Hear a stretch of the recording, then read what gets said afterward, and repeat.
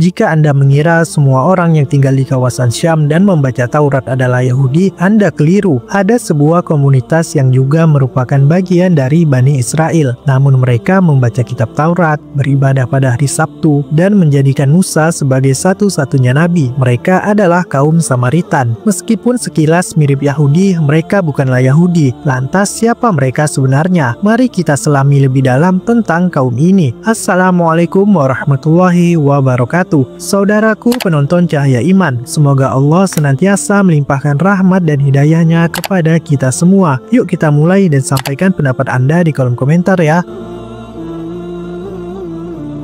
Banyak yang mengira mereka adalah Yahudi, padahal secara agama mereka memiliki perbedaan fundamental dengan Yahudi, meskipun ada kesamaan yang signifikan, terutama karena keduanya sama-sama berasal dari Bani Israel dan berpegang pada Taurat. Perbedaan-perbedaan inilah yang menjadi alasan mengapa mereka secara etnis dan agama dianggap sebagai entitas yang terpisah. Untuk memahami kaum Samaritan, kita harus kembali ke sejarah setelah wafatnya Nabi Sulaiman. Kerajaan Bani Israel yang megah terpecah menjadi dua. Di bagian selatan berdiri kerajaan Yehuda yang kemudian melahirkan Yudaisme atau Yahudi. Sementara di bagian utara terbentuk kerajaan Israel yang menjadi cikal bakal Samaritanisme. Perpecahan ini tidak hanya bersifat politis tetapi juga teologis. Masing-masing kelompok mengklaim mereka sebagai Bani Israel yang paling benar. Kaum Samaritan meyakini merekalah yang melestarikan ajaran Nabi Musa dengan paling murni. Sementara Yahudi menganggap kaum Samaritan telah mengubah ajaran-ajaran tersebut. Penting untuk dipahami bahwa kedua kelompok ini menyembah Tuhan yang sama dan awalnya menggunakan kitab suci yang sama, yaitu Taurat. Namun seiring waktu, isi Taurat mereka mulai berbeda. Perbedaan ini menjadi salah satu pemicu utama keretakan abadi di antara mereka. Salah satu perbedaan paling signifikan adalah mengenai tempat suci. Bagi Yahudi, Baitul Maqdis atau Yerusalem adalah tanah suci, sedangkan bagi kaum Samaritan, tempat suci mereka adalah Gunung Gerizim. 1. Kitab suci hanya Taurat Musa. Salah satu perbedaan paling mendasar antara Samaritan dan Yahudi adalah kitab suci yang mereka yakini. Yahudi mengakui 3 bagian utama dari kitab suci mereka yang secara kolektif dikenal dengan tanah. Tanah terdiri dari Taurat, Nevi'im, kitab para nabi, dan Ketuvim, kitab-kitab lainnya. Mereka juga mempercayai hukum lisan yang diabadikan dalam Talmud, sebuah karya yang berisi ajaran, tradisi, dan tafsir para rabi. Sebaliknya, kaum Samaritan hanya mengakui Taurat Musa sebagai kitab suci mereka. Mereka tidak menerima kitab-kitab Nevi'im dan Ketuvim, termasuk kitab Zabur. Lebih jauh lagi, mereka menolak hukum lisan dan Talmud yang begitu sentral dalam Yudaisme. Ini berarti doktrin dan praktik keagamaan mereka didasarkan semata-mata pada interpretasi mereka terhadap Taurat, yang juga memiliki perbedaan signifikan dari Taurat versi Yahudi. 2 Taurat yang berbeda. Meskipun keduanya sama-sama berpegang pada Taurat, versi Taurat yang mereka gunakan berbeda. Taurat Samaritan yang ditulis dalam aksara Samaritan kuno, yaitu keturunan dari aksara Ibrani kuno, memiliki setidaknya 6.000 perbedaan tekstual dengan Taurat Masoretik yang digunakan Yahudi modern. Perbedaan ini bukan hanya soal ejaan atau tata bahasa, tetapi juga mencakup doktrin-doktrin penting. Salah satu contoh paling mencolok adalah Kitab Ulangan pasal 27. Dalam Taurat Yahudi disebutkan perintah untuk membangun mezbah di Gunung Ebal. Sementara itu, Taurat Samaritan, perintah yang sama merujuk pada Gunung Gerizim. Penemuan naskah Laut Mati pada tahun 1946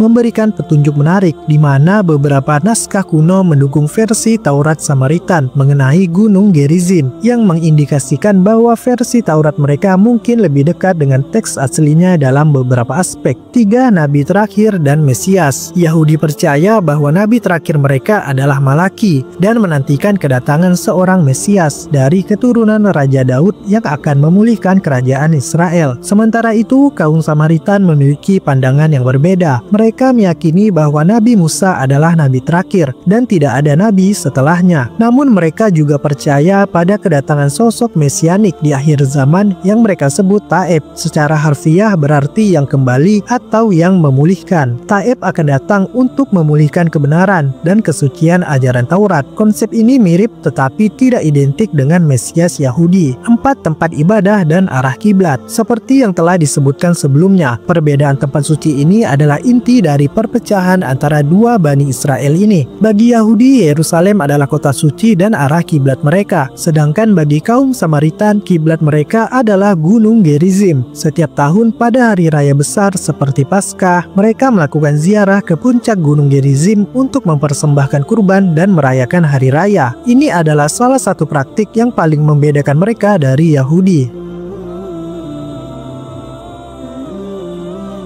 Salah satu pertanyaan yang sering muncul adalah mengapa kaum Samaritan terlihat mirip dengan umat Islam, baik dari segi pakaian maupun praktik ibadah. Beberapa penganut paham Islamofobia bahkan mencoba mengklaim bahwa Islam terinspirasi dari Samaritanisme, menggunakan argumen yang dangkal sebatas kemiripan tampilan fisik. Argumen ini seringkali berlandaskan pada kemiripan pakaian, seperti peci, sorban, atau jubah. Kenyataannya, pakaian-pakaian ini bukanlah berasal dari ajaran agama, melainkan produk budaya yang dipengaruhi oleh lingkungan tempat tinggal. Baik kaum Samaritan maupun Yahudi yang tinggal di kawasan Syam dan Palestina secara alami mengadopsi budaya berpakaian Arab. Misalnya, peci tarbus atau fez adalah penutup kepala khas Kesultanan Utsmani. Karena Kesultanan Utsmani berkuasa di wilayah Palestina selama berabad-abad, penduduk lokal dari berbagai agama termasuk Samaritan, Yahudi, dan Muslim mengadopsi pakaian ini. Hal serupa terjadi pada Yahudi Askenazi dari Eropa yang menggunakan pakaian ala Eropa seperti jas hitam dan topi fedora. Pada dasarnya, kemiripan pakaian ini adalah cerminan dari akulturasi budaya. Itu sebabnya bukan hanya Samaritan, tetapi juga penganut agama lain seperti Mandean, Yazidisme, dan Druze juga memiliki kemiripan pakaian dengan umat Islam. Asumsi lain yang sering digunakan adalah penggunaan sajadah. Dalam Islam, sholat bisa dilakukan di atas tanah atau alas. Sajadah adalah alat bantu budaya yang muncul belakangan, bukan perintah wajib dari Al-Quran atau hadis. Begitu juga dalam Taurat, tidak ada perintah khusus untuk menggunakan sajadah. Ibadah di atas lantai tanpa kursi adalah tradisi kuno yang diwariskan oleh banyak agama, termasuk Yahudi dan Samaritan. Banyak sinagoga Yahudi, terutama yang berada di kawasan mayoritas Muslim, juga menggunakan karpet untuk ibadah. Saat ini populasi kaum Samaritan sangat kecil. Mereka diperkirakan berjumlah kurang dari 1.000 jiwa dan sebagian besar tinggal di dua lokasi, Gunung Gerizim dekat Nablus tepi barat dan kota Holon dekat Tel Aviv, Israel. Komunitas ini dikenal sangat tertutup dan berpegang teguh pada tradisi mereka. Populasi mereka sempat hampir punah, tetapi melalui upaya-upaya konservasi dan bahkan pernikahan dengan wanita di luar komunitas yang kemudian masuk ke Samaritan, populasi mereka berhasil ditingkatkan. Menariknya, kaum Samaritan hidup berdampingan dengan damai di tengah-tengah konflik Israel-Palestina. Mereka fasih berbahasa Arab dan Ibrani modern. Nama-nama mereka seringkali menggunakan bahasa Arab, seperti Abul Fadl, yang merupakan nama sejarawan Samaritan kuno. Ini menunjukkan betapa kuatnya pengaruh budaya lokal dalam kehidupan mereka, karena posisi mereka yang unik sebagai Bani Israel tetapi bukan Yahudi, dan bukan bagian dari konflik agama yang lebih besar. Mereka sering dianggap sebagai jembatan atau pihak netral dalam situasi politik di wilayah tersebut. Banyak penduduk Muslim Palestina di Nablus bahkan diyakini memiliki garis keturunan Samaritan yang dulunya memeluk Islam. Jadi dapat disimpulkan bahwa kaum Samaritan bukanlah Yahudi dan Islam tidak mengambil inspirasi apapun dari mereka. Kemiripan yang ada hanyalah sebatas faktor budaya dan lingkungan tempat tinggal. Mereka adalah komunitas Bani Israel yang terpisah dengan doktrin, kitab suci, dan sejarah yang berbeda dari Yahudi. Bagaimana menurut Anda tentang kaum Samaritan ini? Bagikan pendapat Anda di kolom komentar ya. Sekian video hari ini. Jangan lupa like, sampaikan pendapat kamu di kolom komentar, subscribe channel Cahaya Iman untuk mendapatkan informasi seputar Islam dari seluruh dunia lainnya. Terima kasih sudah menonton. Wassalamualaikum warahmatullahi wabarakatuh.